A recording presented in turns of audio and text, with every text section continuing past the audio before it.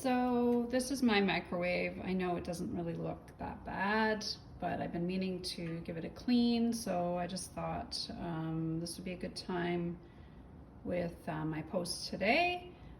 So I just heated some water up in a little glass container for 3 minutes to get it nice and steamy in here.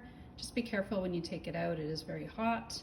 I've removed the turn thingy, the glass thing, washing that. So I love my Enviro sponge.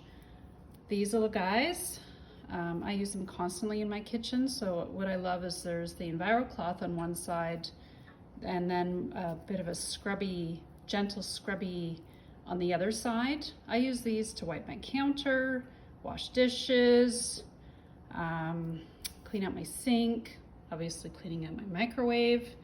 So I would just give this a wipe and scrub with the other side. If your microwave is really dirty, my little tip, if you have the, this is my up bottle.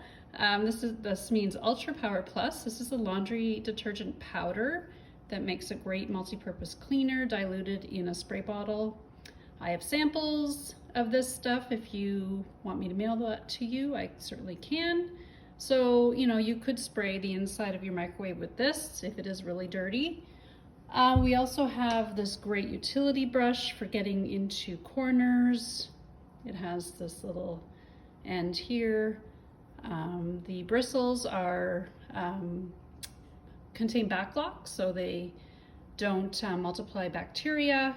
They self-purify between uses. I just pop this in my dishwasher occasionally to clean.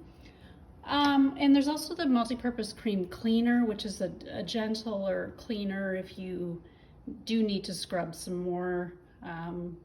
Yeah, so these are all great things for using in your kitchen. And what I love about Norwex is there's often very different, like you can use several different products to clean.